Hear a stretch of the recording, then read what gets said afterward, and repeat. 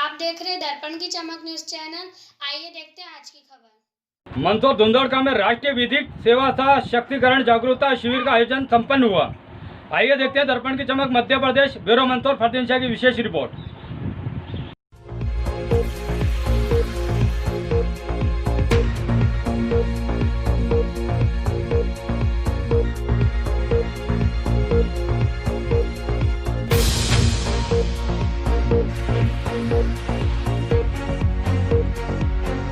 आपकी पीड़ा को आपको बताना होगा।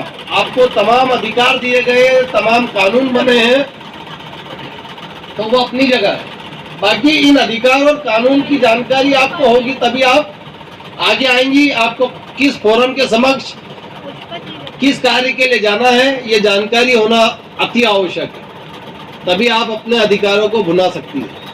प्रॉपर्टी के अधिकार के बारे में विशेष रूप से बताना चाहूंगा कि जो जहाँ पर क्या होता है कि कोई अपरिचित या परिचित व्यक्ति होता है, वो आपके बालक को या बालिका को ले जाता है, डाल के और भाग जाता है। अब एसिड में क्या होता है, डालने वाले को कुछ नहीं हुआ, ठीक है, लेकिन जिसके ऊपर भी किसको दोषी माना जाता है? इसमें अपराध पुरुष करता है, लेकिन समाज किसको हेय दृष्टि से देखता है?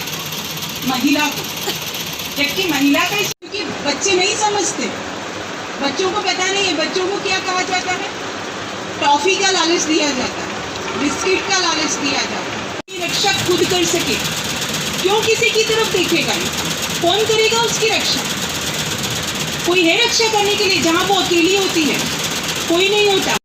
कोई रिश्तेदार हो, क्योंकि अधिकतर मामलों में आजकल देखने में आ रहा है कि कई बार रिश्तेदार होते हैं वही बलात्कार कर डालते बच्चों के साथ में या फिर महिलाओं के साथ में।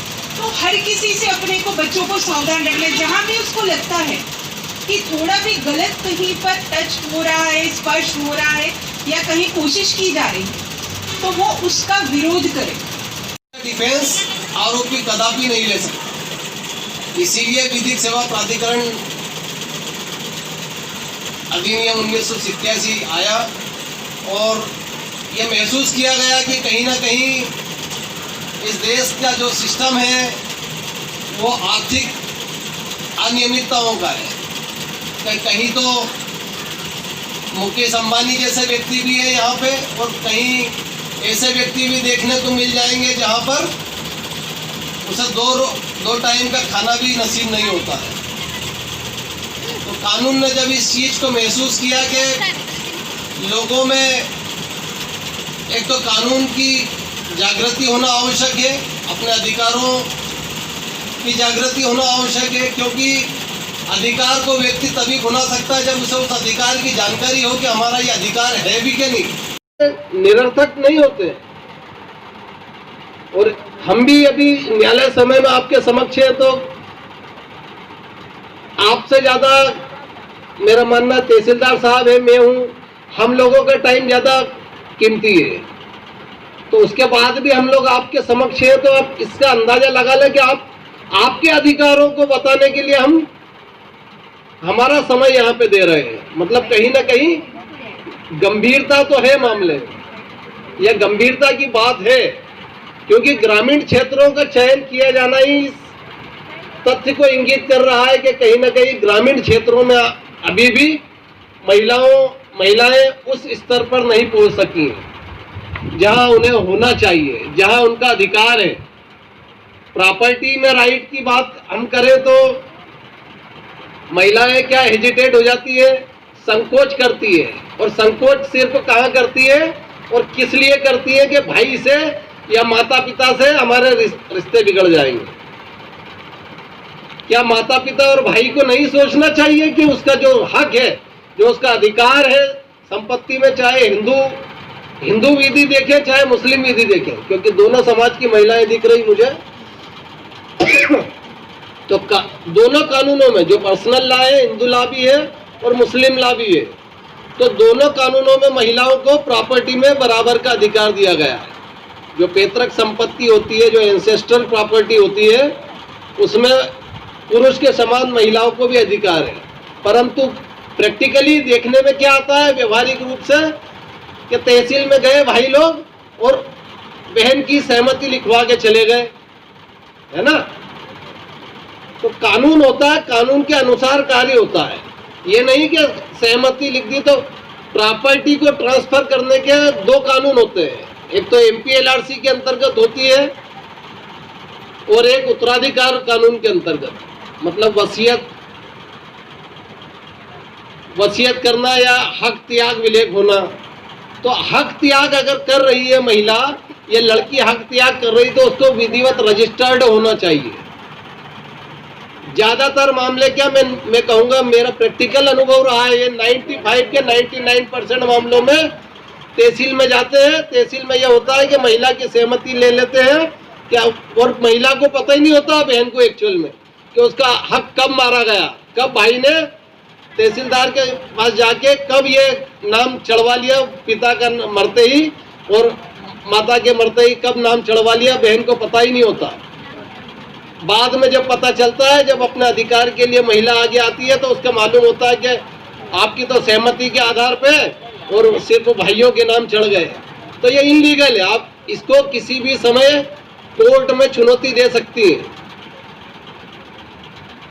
तो आप ये सब चीजें कैंप के माध्यम से तो प्राप्त करेंगे ना।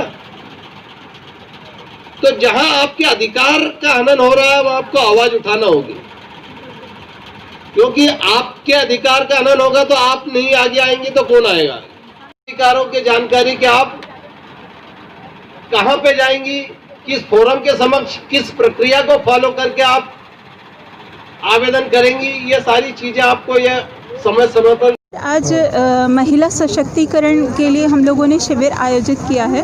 हम लोगों को राष्ट्रीय महिला आयोग की तरफ से यहाँ पर रिसोर्स पर्सन नियुक्त किया गया था और महिलाओं को कानूनों की जानकारी जो कि संविधान से उनको मिले हैं उन सब की जानकारी, और साथ ही साथ में उनका थोड़ा सा प्रोत्साहन भी था कि कहीं किसी को कोई परेशानी हो तो वो बताए, शेयर करें, क्योंकि महिलाएं झिझकती हैं अक्सर बताने में, खासकर ग्रामीण महिलाएं वो बाहर नहीं आ पाती हैं, कानूनों की जानकारी नहीं होती है उनको। इस सब के लिए हम लोग एक जागरूकता शिविर आयोजित किया था यहाँ पर विधिक सहायता की, जो जिला विधिक सहायता उसकी सहायता से। पहले हमें अभी कोविड-19 की जो विपरीत स्थिति चल रही है उस स्थिति को दृष्टिगत रखते हुए सोशल डिस्टेंसिंग और तमाम जो बायलॉज हैं उनको फॉलो करते हुए हमें इस कैंप को आयोजित करना था। यहाँ पे ग्राम पंचायत धुरनाड़का के सरपंच और सचिव के सहयोग से बहुत अच्छा व्यवस्था की गई थी। जो निर्देशानुसार अनुरूप जो 60 महिलाएं उपस्थित होना थी वो महिलाएं भी उपस्थित रही है। हमारे साथ निर्देशानुसार 2 रिसोर्स पर्सन भी उपस्थित रहे हैं जिनके द्वारा भी कानून के बारे में जानकारी दी गई है। मुख्य जो मकसद था इस कैंप का वो महिलाओं को जागरूक करना था कि महिलाओं के जो कानून ने महिलाओं को क्या क्या अधिकार दिए हैं, क्योंकि महिलाएं तभी जागरूक हो सकती हैं, तभी सशक्त हो सकती है जब उन्हें अधिकारों की जानकारी है। तो जो विधि के द्वारा, जो संविधान के द्वारा जो महिलाओं को अधिकार दिए गए हैं उन अधिकारों को बताना ही इस कैंप का मकसद था, जिससे कि महिलाएं सशक्त हो सके और वो शोषण का शिकार ना हो।